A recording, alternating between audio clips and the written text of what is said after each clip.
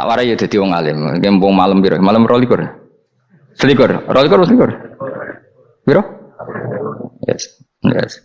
Anggap bae Lailatul Qadar ora usah darani ganjil. Sing darani ganjil ya sapa? Aneh-aneh.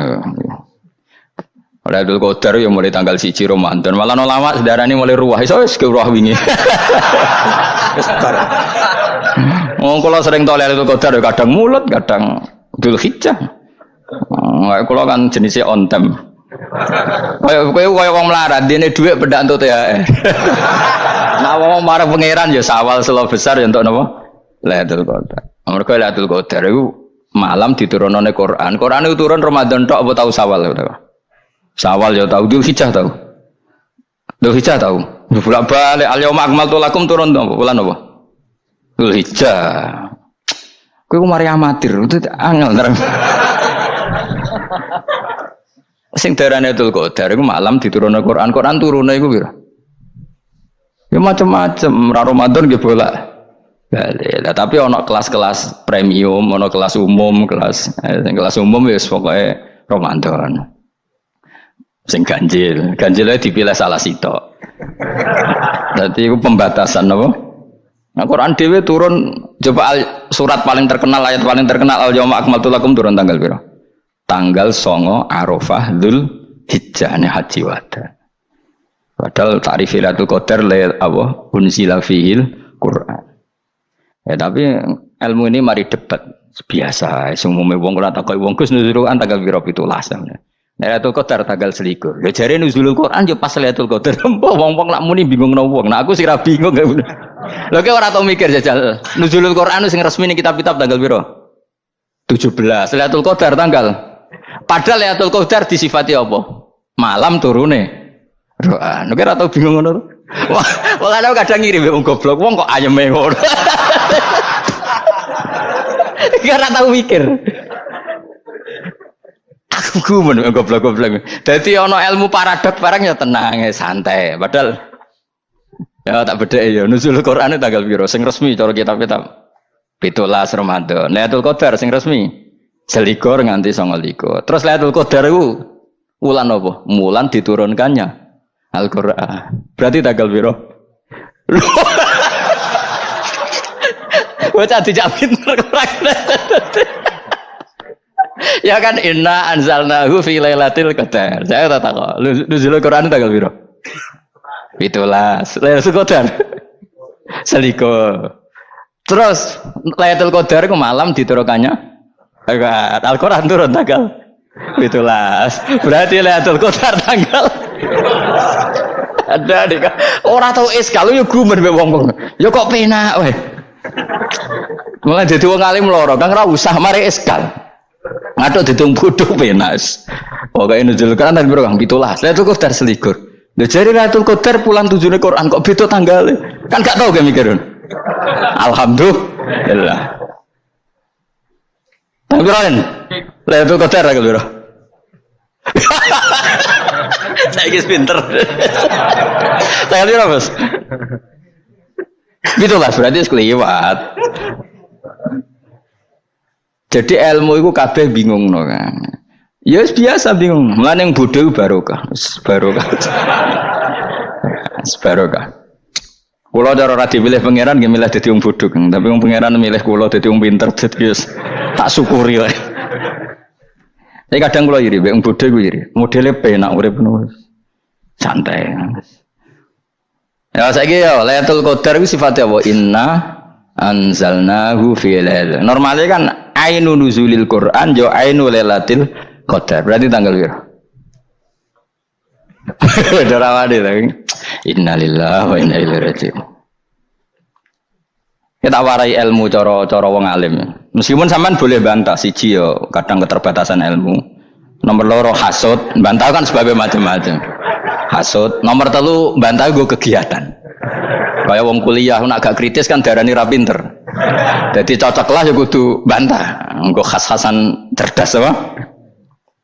Nomor 4 bantahan itu sifatnya wong wedok. Menang kalah protes. Berarti kowe ora lanang berarti wedok, tukang protes wedok. Nomor 5 bantah itu berarti dia punya keiskalan tapi enggak bisa keluar dari keiskalan itu. Jadi problem Anda ditimbangkan ke saya, itu ya ora sopan. Problem-problemnya dhewe kok ditimbangkan ke saya. Begini terangno. Hukumnya Allah Ta'ala itu ada yang berstatus itu lugu. Lugu itu ya lugu ummi. Karena agama ini memang ummi. Ummi itu lugu. Sehingga agama ini tidak perlu diterangkan. Ngendikane Abu Hanifah, agama ini ketika datang itu orang lugu. Lugu itu murni. Murni itu proporsional. Sehingga sifat ummi itu baik. Misalnya saya bilang gini, rungono awas kena keliru. Kalau kamu sholat itu batal kalau makan. Itu ukurannya 1 upo apa 1 piring? 1 upo kan? Itu sudah batal. Terus kalau saya bilang gini, Jong nak ono tamu keimangan, itu 1 piring tak 1 upo. Enggak jawab ya? 1 piring. Orang iso misal, tak keimangan, gue 1 upo. Nah, lalu Anda ditanya gini, lalu definisi makan itu apa? Memasukkan 1 piring ke mulut, apa 1 upo ke mulut? Dalam bab sholat, 1 upo ke mulut itu makan. Tapi dalam bab hormat tamu itu 1 piring. Setuju ya? Tak warai pinter kayak. Ayo tak warai ya. Wes setuju ya? Wes pinter. Lo jawab wes pinter. Urung. Lailatul Qadar ya kono. Misalnya Lailatul Qadar menjadi super karena ada sesuatu yang super turun, yaitu Lailatul Quran. Jadi menjadi super karena yang turun adalah sesuatu yang super, dan itu artinya tanggal loh salah nih aku cek iku utek tanggal 21 kabeh sing ngaji ning ngene. Oh jelas inna anzalnahu fi lailatul qadar. Hurujuk ning ndi? Quran kan? Wa ma adraka ma lailatul qadar. Lailatul qadri khairum min alfi syahr. Makanya Lailatul Qadar itu ya bisa saja tanggal 1 kemarin sudah kelewat. Mbok entah ini jebelis baris dada atau mungkin Saban. Jadi perdebatan ulama tentang Lailatul Qadar, malah ada wali yang bilang saya tiap hari mendapat Lailatul Qadar. Nah, itu malah ra kelas meneh wis malah pusing, malah napa? Pusing. Udah enggak usah mikir itu. Jadi hukumnya Allah itu ada 2. Ada hukum itu lugu dan ini bagus. Makanya saya itu kenangan saya terbaik dalam membela Allah dan Rasul. Saya ulang lagi, kenangan saya terbaik dalam membela Allah dan Rasul itu masalah faraid. Dulu mungkin banyak yang ingat lah ketika tahun berapa lupa saya, tapi ada seorang menteri dan pakar Islam menggulirkan isu hak waris itu sama, lelaki dan perempuan sama. Alasannya karena perempuan sekarang kerja. Jadi gara-gara kesamaan gender kemudian mereka ingin bagi waris itu apa? Sama lidzakari mislu hadzil unsayain itu ditentang. Gerakan itu pernah menguat, termasuk yang bisa dengan tanda kutip bisa menghentikan gerakan itu termasuk itu saya. Yang punya pikiran gitu tak parani, tak tantang begini. Saya bilang gini, Anda ngomong ini itu karena pinter apa karena tren? Tak tanya, ya karena pinter. Saya ini kan orangnya keren, punya kepangkatan jos lah. Ya kepangkatan jos, kepangkatan dunia, mestinya cara pangeran bojos ora ya ora. Cara ukuran dunia itu jos lah. Tak tanya, saya itu Pak Ba, termasuk yang setuju gerakan kesamaan gender. Dulu kan lelaki perempuan itu beda sekali karena lelaki kerja perempuan tidak. Sekarang sama-sama kerja maka warisnya harus sama. Terus saya tanya gini, lalu penyebab warisan itu kerja apa lelaki? Dia jawab kerja. Dia nggak ngerti kalau ngadepin saya. Saya ini kan orang alim yang biasa belajar mantek. Dia ini roh nak aku ngalim. Sembrono ya jadi ini. Ketika tak tanya gini, lalu misalnya saya punya anak, yang anak saya putri itu direktur BUMN atau direktur bank atau direktur PT besar. Kemudian anak lelaki saya idiot, goblok. Warisannya dikasihkan siapa? Kalau kerja adalah alasan dapat warisan, berarti anak saya perempuan itu yang dapat warisan dong. Anak saya lelaki kan idiot, nggak kerja. Lalu warisan itu berdasar prestasi apa empati? Kalau berdasar prestasi malah Anda ini aneh. Sudah kerja direktur BUMN hanya karena dia kerja, dia dapat warisan karena Anda bilang asbabul irsi adalah kerja. Kalau saya bilang karena empati, saya juga agak fair. Yang kerja juga butuh modal gak saya warisi, tapi yang idiot tak warisi karena warisan berdasar empati. Lalu Anda milih mana? Bingung deh. Sampai dia ikrar, saya belum pernah mendapat perlawanan seperti ini karena Anda ngomong sama orang-orang goblok kata saya. Terus saya bilang, saya ini ngaji Wahab khatam berkali-kali. Anda mungkin baca kitab Wahab itu hanya terjemah.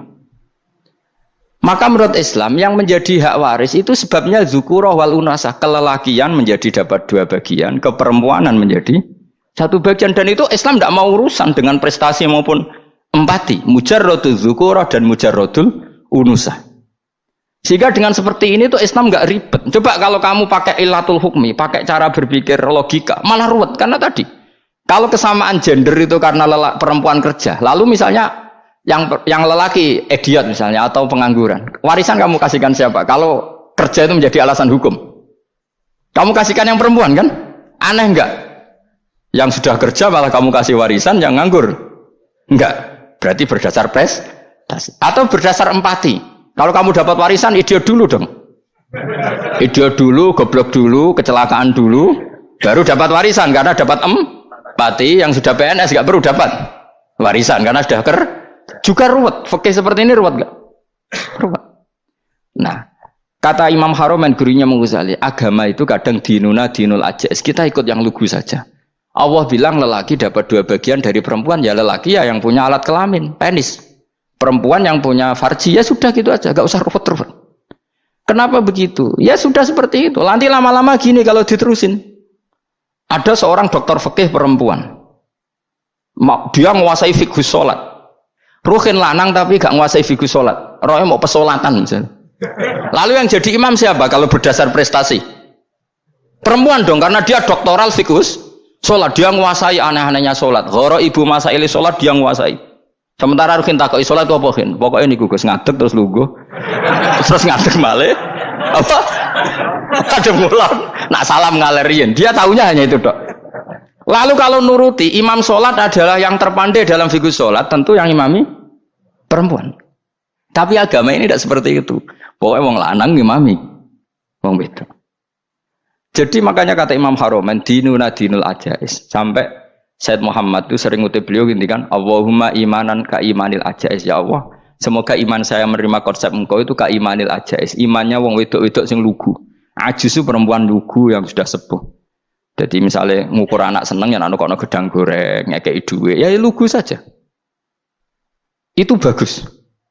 Daripada kamu pakai argumentasi, karena argumentasi ini sebetulnya kelihatan cerdas, tapi ada kebodohan masif. Karena tadi, kalau hak waris kita otak-atik dengan prestasi, maka yang pro empati akan protes. Paham ya? Masa yang sudah kerja dikasih banyak, yang idiot enggak? Tapi kalau berdasar empati juga aneh. Masa dapat warisan harus goblok dulu, harus kecelakaan dulu. Maka Rasulullah pernah ngendikan ketika ditanya, lalu warisan untuk siapa ya Rasulullah? Nabi jawabnya lucu.